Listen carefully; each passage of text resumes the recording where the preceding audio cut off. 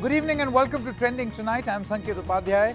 The Prime Minister spoke in Parliament today again. First he spoke in Rajya Sabha and today also about a 1.5 hour long speech of the Prime Minister where he tried to reach out to the farmers, explaining to them his side of the story. The big question is, amid the opposition's attack, the Congress walked out from the Lok Sabha, but Priyanka Gandhi Vadra held a Mahapanchayat for the farmers in Saharanpur and said a number of things, and we'll get you all the latest details about that in just a short moment. But will Modi's farm law outreach work?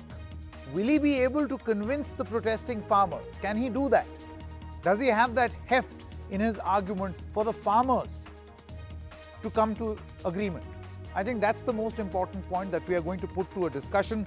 In just a short moment, we'll have BJP MP Mr. KJ Alphonse with us. Also, Dr. Abhishek Manu Singhvi of the Congress Party is going to be with us. And we've also spoken earlier in the day with Shiv Sena MP Priyanka Chaturvedi. But before we introduce any of them, let's first tell you and make you listen to what Priyanka Gandhi Vadra said and what Narendra Modi said. Let's take a look at this presentation. प्रधानमंत्री ने खुद संसद में किसानों का अपमान किया। क्या कहा उन्होंने? हंसे, किसानों को आंदोलन जीवी कहा। क्या मतलब है इसका? क्या मतलब है आंदोलन जीवी का? किसान आंदोलन कर रहा है अपने जीवन के लिए, अपनी मिट्टी के लिए, अपने देश के लिए, अपने बेटे के लिए जो हमारी सीमा पे खड़ा हुआ है, उसका मजाक उड़ाने वाला, उसको देशद्रोह कहने वाला, उसको आतंकवादी कहने वाला, वो देशभक्त नहीं है। आंदोलनकारी जो होते हैं वो ऐसे तरीके नहीं अपनाते। आंदोलन जीवी होते हैं वो ऐसे तरीके अपनाते हैं और वो कहते हैं ऐसा हुआ तो ऐसा होगा, ऐसा होगा तो ऐसा होगा, ऐसा होगा तो ऐसा होगा। अरे भाई, जो कुछ हुआ ही नहीं, जो होना नहीं है, उसका भय पैदा कर करके किसान के पवित्र आंदोलन को बर्बाद करने का काम आंदोलनकारी ने नहीं, आंदोलन जीवियों ने किया हुआ है। और इसलिए देश को आंदोलनकारी और आंदोलन जीवियों के बीच फर्क करना बहुत जरूरी है और देश को इन आंदोलन जीवियों से बचाना वो भी उतना ही जरूरी है। किसान की आवाज झुकेगी और बड़े बड़े करोड़पति, बड़े बड़े खरबपतियों की आवाज बुलंद होगी। इन्होंने अपने बड़े बड़े खरबपति मित्रों के लिए सब कुछ किया है, उनके लिए सारे दरवाजे खोल दिए। मैं कांग्रेस के साथियों को याद दिलाना चाहता हूं कि देश के लिए पब्लिक सेक्टर जरूरी है तो प्राइवेट सेक्टर का भी भागीदारी उतनी ही आवश्यक है। वेल्थ क्रिएटर भी देश को जरूरी होते हैं, तभी तो वेल्थ बांटेंगे। गरीब तक वेल्थ बांटेंगे कहां से? रोजगार देंगे कैसे? So former Union Minister as well as BJP MP in Rajya Sabha, Mr. KJ Alphonse now joins us. Mr. Alphonse, thank you very much for speaking to NDTV. My first question, will the Prime Minister be able to convince the farmers? That's the most important and significant question as of this moment. He spoke in the Rajya Sabha and then he spoke in the Lok Sabha today. And I think you see the argument is very, very simple. See, ever since I was an IAS probationer 40 years back, we have been talking about reforms in the agriculture sector and about abolition of PMC and of course amendment to the Essential Commodities Act on contract farming. We've been talking, having many commissions to study this. Their recommendations have been before various governments, even the last government, and they all said we need to liberalize the agriculture sector because we can't have 50% of people contributing only 14-15% to the GDP of the country. And the only way to do is to increase productivity. And finally, after so much of talking and consultations, this country has moved, this government came up with the Agri Acts, Agri Laws. And according to me, what is the problem? Because you see, if you take the last government, it was Manmohan Singh government from 1991, which completely liberalized the economy, gave freedom to industrialists, gave freedom to individuals to dream their dreams and to create jobs. It is the same procedure. We have bound the agriculture sector to the farmers to the APMC, and we said you shall sell only in this particular market. What is this government and what is this law saying? Saying that, sorry, the farmer shall have the liberty to sell anywhere.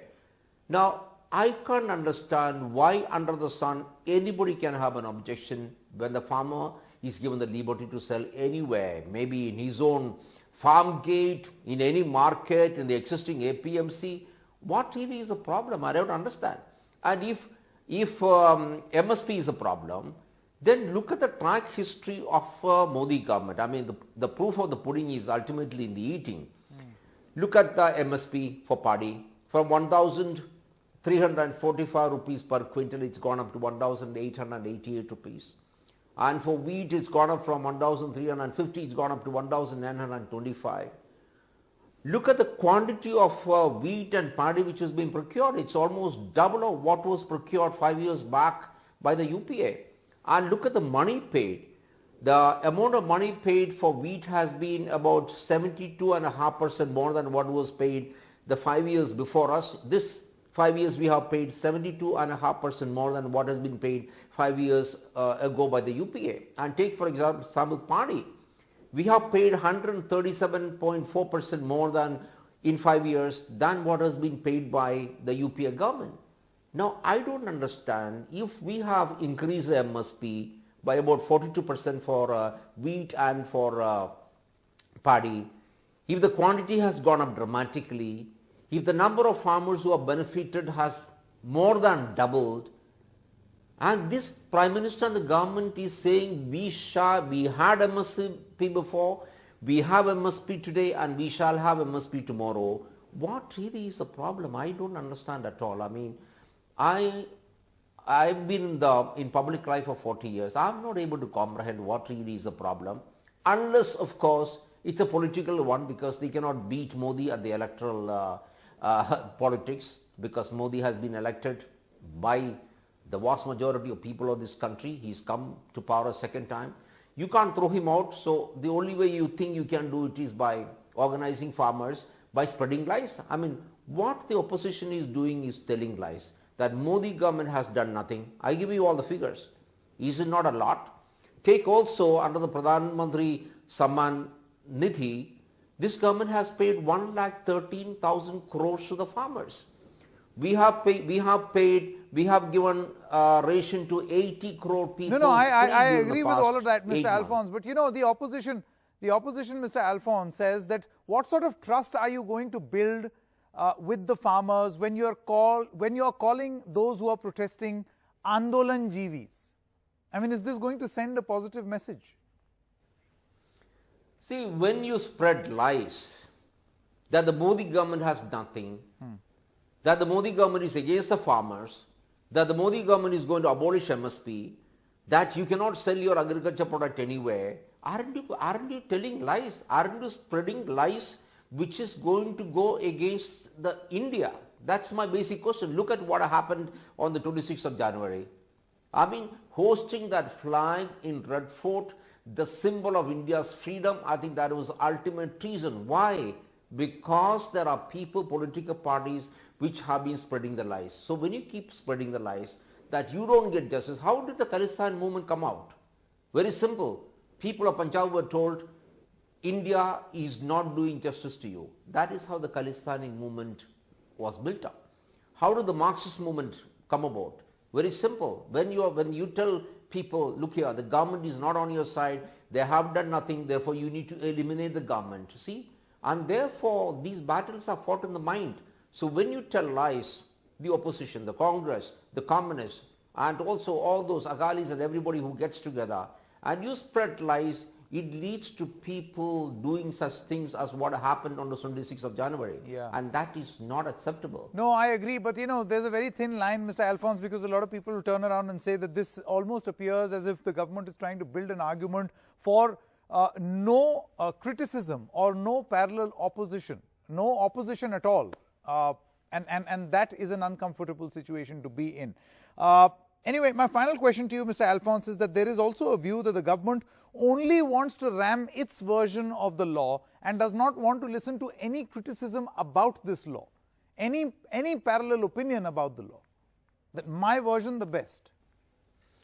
See, I can repeat what I said, the figures. You see, I'm a person who talks numbers. The Prime Minister talks numbers. We have done things. Then why? And the Prime Minister said, I am a phone call away. See, the Agriculture Minister and senior ministers had series of meetings, the 11 meetings with the farmers. Now, and he asked them, now, tell us what do you need us to do? You want modifications, amendment to the Act? Tell us. No, they're not willing to talk. Now, how do you have a conversation like that? See, I think the Modi government has been absolutely open to a dialogue with the farmers, with anybody, on any ideas, on any amendments. You want to have more assurances? The government has been willing. But you see, if you are, if you are a group of people who just refuse to listen and refuse to listen to reason, what can we say? I think it's extremely unfortunate. We need to concentrate on bigger things. The pandemic has destroyed the economy. I think we all need to work together. I think this is a time when the ruling as well as the opposition should come together and say, hey, let's work with the government. Thank you much for joining us on Trending Tonight. Let me now introduce Shiv Sena MP Priyanka Chaturvedi to decode on what she thinks about this speech of Parliament. Priyanka, thank you very much for joining us right here. The Prime Minister spoke. He's spoken extensively in Rajya Sabha as well as the Lok Sabha, and a bulk of his address focused particularly on the farmers' agitation. I would first start by asking you your initial impressions of this speech. When Prime Minister spoke in the Rajya Sabha, I think he was on the back foot as far as the issue is concerned, because all the opposition parties together had raised their voice for the farmers. And going by how the protests have shaped up, and protesters continue to, and the farmers continue to demand for the repeal of the law, the Prime Minister was compelled to speak about it in the Rajya Sabha. But he ended up using words. Till now we were hearing words like Khalistani, we were hearing words like Pakistani for the protesters, then we had someone label them as terrorists. The Prime Minister went a step further by calling them parasites and Andolan Jeevi. It is unfortunate that in a land which got its independence on the basis of an Andolan is now being demeaned and being discredited for something that farmers are protesting about for quite some time, and it is something that will affect their future. So he did speak about it. I do not know if he managed to clear the doubts that are in the minds of the farmers, and it would only be fair if the Prime Minister himself takes the lead in engaging with the farmers and trying to find a solution to the problem. 12 rounds of talks have happened, nothing has come out of it. Maybe if the Prime Minister takes an initiative and takes the lead, we'll probably see some solution coming out of the entire agitation. Ms. Chaturvedi, do you feel that now it has been made very, very and abundantly clear by the government that these laws are here to stay? I mean, he's defending these laws, in fact, to a very crucial point that was being asked, and I spoke to a lot of farmers. They said, what was the need of this law? To which the farmers said that nobody demanded laws against triple talaq, nobody demanded a law against child marriage, nobody demanded laws on education for all. But that doesn't mean you don't go ahead and get these laws. That is such a wrong connection to make. I'd rather say it's comparing apples to oranges. Child marriage is a social evil. Nobody has to demand it. It is something which is had to be outlawed. So it is not something that people will come forward and say child marriage is ban kara do. You are seeing a social evil, you are working towards it. Aise to Raja Ram Mohan Roy would not exist if he wouldn't have taken some bold steps and brought in some reforms. So for him to say, compare it to child marriages, then talking about triple talaq. Triple talaq was a demand coming from the various strata of women, not just in the Muslim households, but across board. They were asking for it to be outlawed, simply because every other nation, Islamic nation, barring I don't know if there are any more left, but Islamic nations had banned this particular idea of triple talaq. So it was natural that this would also happen, take effect in India too, and that was a long-standing demand. So again, I do not know what that means. But as far as the farmers are concerned, you've brought them on the roads, you've created a movement out of something that they did not want. If you are coming up with a law, and the defense being that it was discussed in the both houses and it was discussed for 4 hours. You are deciding the fate of the next 4 generations of the farmers on the basis of 4-hour discussion that you had, that you brought in an act through law, through ordinance, not even through a parliamentary standing committee or seeking a report. People, what was the opposition asking? Was the opposition against the reforms? No. What was the opposition saying? Opposition said send it to the select committee, let all stakeholders be involved and come up with a law which is good for all, genuinely good for the farmers. But they refuse to do that. This entire belief that what we bring in is the best and what others talk about, even from the opposition or the stakeholders themselves, are all talking about the worst ideas that democracy can bring. This is the unfortunate stance that the BJP has taken. So I think this comparison is absolutely incorrect. Okay, and he says that people who are fearing the worst on the basis of conjecture, on the basis of imagination, this is how you define Andolan Jeevis. I'll just explain, I'll give you a small example of what the Prime Minister has done in Maharashtra. Firstly, farming, agriculture is a state subject. You brought in a central order to decide the fate of even various states. In Maharashtra, when the Model APMC Act was brought in by the Vajpayee government, we were the first one to adopt it, and we went on to modify it further by decentralizing APMCs also. But in 2020, in 2019, the highest procurement on MSP came through APMCs. Farmers went and chose APMC markets to do that. So for him to say that, oh, I'm calling this particular section parasites, the rest are genuinely protesting, is again trying to undermine the entire protest by saying that it has been infiltrated by such parasites who basically thrive out of anarchy. But that is incorrect to say, because you're labeling an entire section of people who have left their homes to fight this battle for their next 4 generations. All right, Ms. Priyanka Chaturvedi, many thanks for joining us. And joining us right now is Congress MP, Dr. Abhishek Manu Singhvi. Dr. Singhvi, thank you very much for joining us. The Prime Minister spoke. He spoke at length in Rajya Sabha. He spoke at length in the lower house. But the bigger question is that has he been able to convince or make a convincing argument? Look, nobody doubts the Prime Minister's eloquence and oratory. Nobody doubts or questions the right of everyone to speak in Parliament, mine, yours, and Honourable Prime Minister's first of all.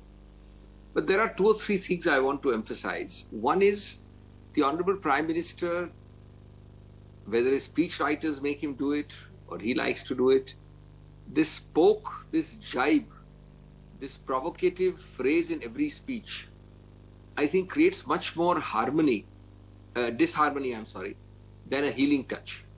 Now, everyone agrees that with the kind of divisions we have, not on the narrow farmers issue alone, but across the country on 20 sectors, the need is for a healing touch. It doesn't help in that healing touch concept to use words like Andolan Jeevi and Parajeevi. That's point 1.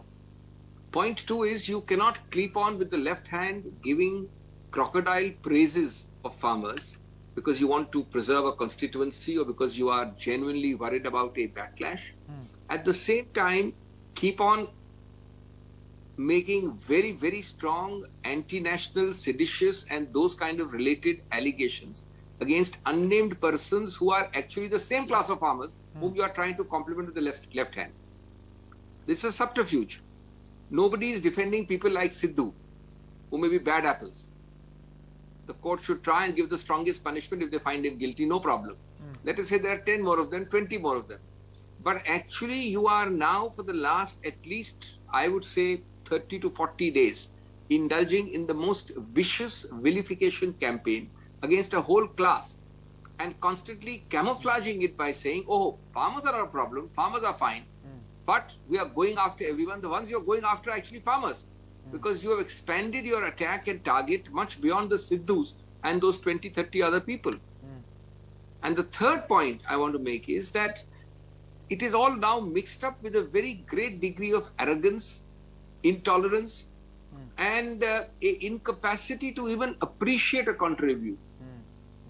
You know, you cannot go to Supreme Court, say that we'll keep it back for 15 months or 18 months, and then display, look at the kind of intersection this has with a concept generally of intolerance. Today, Sanket, if you pick up my tweet and I have picked up somebody else's tweet,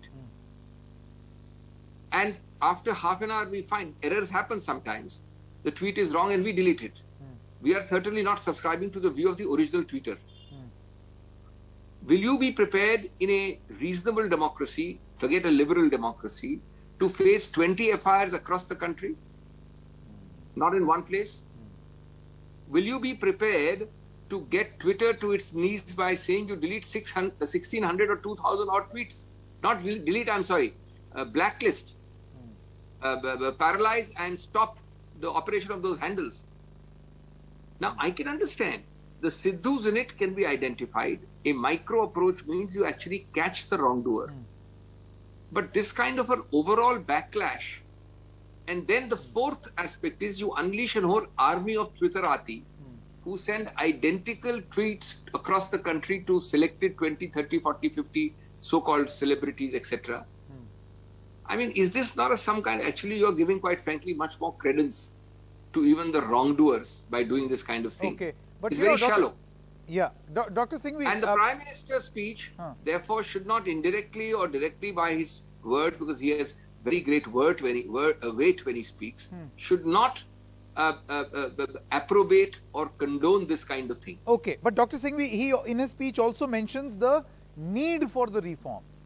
That why, I mean, we can endlessly discuss what we need, but we need the reforms and everybody agrees. And then he says that this law is going to help the marginal farmers. I think sorry, I'm sorry. No, he made a distinction, Dr. Singhvi. He said that this law is intended for the poor and marginal farmer. And nobody is talking about that. They never asked for this reform. Nobody stood for them. I, first of all, do not grudge anyone, least of all a honorable high dignitary like the Prime Minister, his right to have his views. He certainly, and the BJP certainly is entitled to have a view that these are great laws. And I'm entitled to have a view that this is not a great law.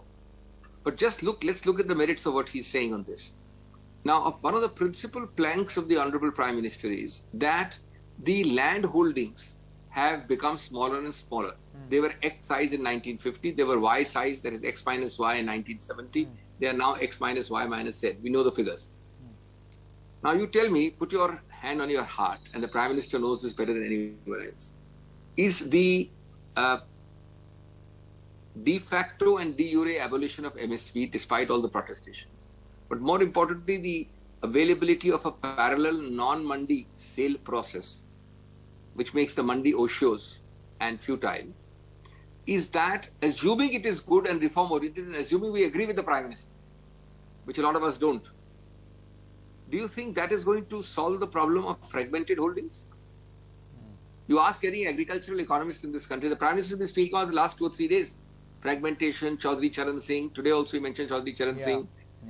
Now, you tell me, is it that simplistic a solution that you have a parallel mandi and you stop having fragmentation of land holdings? Fragmentation is arising from 100 other reasons, 10 of them far more important than the mandi issue. Sure. It, frankly, nothing to do with it. Okay. Quite frankly, I mean, it's like probably, using a sledgehammer, which won't even hit the nail. Okay. Or on the side of the nail. Okay. Dr. Singhvi, thank you very much for joining us with your views. With that, we've come to the end of this edition of Trending Tonight, but news continues right here on NDTV. Stay with us.